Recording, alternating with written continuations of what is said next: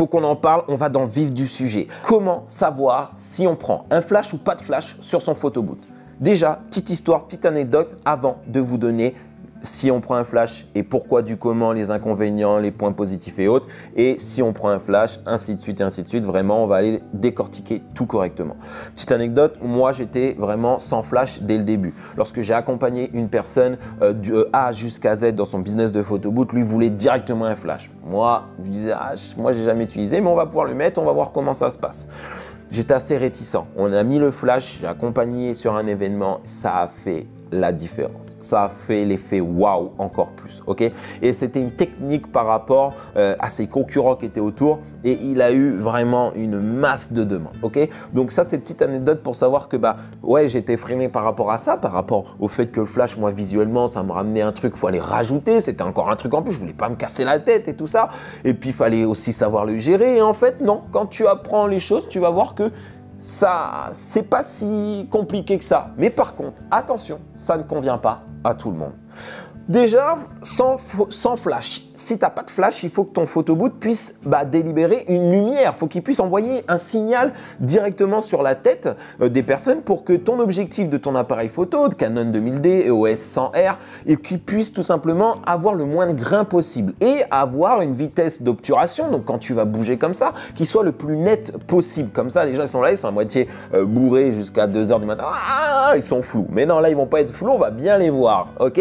Donc ça, c'est important de te dire que la lumière va être important pour tout ça parce que ton vitesse d'obturation, plus tu vas la monter, plus tu veux que ça soit net, plus du coup la lumière et tout ça, ça va venir prendre plus de lumière, donc t'assombrir. Donc la lumière va venir faire un contrebalance de tout ça. C'est assez technique, mais c'est important de le savoir. Et du coup, ensuite, une fois qu'on a ce flash-là, c'est bien, mais quand tu as un flash et une lumière lumineuse qui est de couleur et que tu n'as pas de flash, là, ça va être compliqué. Donc, tu vas essayer d'avoir une lumière blanche. Mais tu as des photobooths, tu peux tous les mettre en lumière blanche, c'est sûr, mais il y en a avec la couleur, ça rend vraiment mieux. Donc, faites bien attention à ça si vous ne mettez pas de flash, que votre photoboot puisse avoir une lumière directement.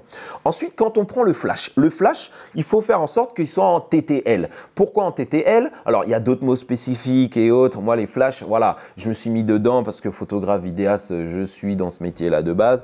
Mais il faut que tu te dises que, en gros, le flash, il va le gérer un peu plus automatiquement. Il n'y a pas besoin de manuel. Okay, et je vais venir bien à la fin, justement, comment faire quand on passe du jour à la nuit avec les flashs. Oui, tu y es dans cette vidéo. Oui, je vais te l'apprendre, ne t'inquiète pas. C'est un des gros soucis que beaucoup recherchent. D'ailleurs, ils vont se dire, ah oui, c'est important de le dire. Bref. Il faut que tu me dises faut que je te dise un truc. C'est que le flash, d'un seul coup, il va libérer une lumière. Clac, d'un seul coup. Ça va être connecté à ton appareil photo. Comment ça se connecte à ton appareil photo? En fait, au-dessus de ton appareil photo, tu as une petite griffe et il y a un petit truc métallique. Et ces petits trucs métalliques, soit on va mettre un connecteur qui est relié en câble directement à ton flash, ok? Ou soit, alors c'est un truc Sync SYNC, ou soit alors ça va être directement comme en Bluetooth, en Wi-Fi qui va être relié sur une fréquence, pas un Bluetooth, sur une fréquence. Et du coup, quand l'appareil photo va faire clac, ça va envoyer le signal au flash et boum, ça va te flasher ta tête. Ok, ça c'est une chose. Par contre, attention, parce que quand tu es en plein jour, ton appareil photo, tu l'as réglé en manuel. Donc tu l'as réglé en manuel, donc tout va bien. Mais la nuit tombe, donc l'appareil photo, lui, il s'assombrit. Donc, il ne détecte plus. Donc déjà, il y a ces soucis-là. Ce souci-là, c'est simple, tu appuies sur le bouton de ton flash, ça va mettre une lumière continue, ça va permettre d'éclairer le visage et du coup, de détecter les personnes. Comme là, quand je bouge, je suis détectable. Tu vois, si je me mets là, je suis plus net. Ça, c'est la détection automatique avec AF, autofocus. Et ça va permettre de te prendre en photo et du coup, là, mettre le signal et le flash. Ok? Il va falloir que tu lui mettes un ISO à ton appareil photo qui soit pas en auto. Parce que sinon, avec ton flash, il va aller chercher, comme il y a une grande source de lumière qui arrive d'un seul coup, il va chercher très haut. Donc, tu vas te retrouver avec surexposé. Donc, il faut venir le réduire à 200, 300 ISO. Tout dépend de ton appareil photo. Donc, n'hésitez pas à me dire dans les commentaires, je vais vous aider pour ça. Et ça, c'est important de régler ça. Par contre, quand tu enlèves ton flash, viens régler ton ISO à un max. Donc, un max de 800, de 3200, suivant ton appareil photo. Et voilà. Donc, ce que tu peux faire chez toi, c'est que tu mets le flash comme ça, tu le mets et tu éteins la lumière. Et tu mets. Et tu vas voir la prise photo, comment elle se fait. Mais pense à enlever ton ISO auto, c'est un des secrets aussi également. Voilà, ça c'est important que tu le saches. Parce que sinon, tu vas avoir des soucis. Et c'est juste que quand la pièce tu vas être en 300, donc en pleine journée, l'appareil va être bien éclairé comme ça. Par contre, quand on va arriver dans la nuit, on va plus le détecter. Et du coup, il va falloir juste que les personnes appuient sur le bouton, ils vont éclairer mieux leur visage. Et là, à ce moment-là, le flash va venir. Voilà. Donc, avec ou sans flash, tout dépend de tout ça. Et ensuite, il y a une question de goût et de préférence aussi. Et on va se dire, mais est-ce que ça rajoute réellement de la qualité? Je vais te dire la vérité. C'est minime. C'est tellement minime qu'il faut zoomer, aller voir les mégapixels de plus près, ok?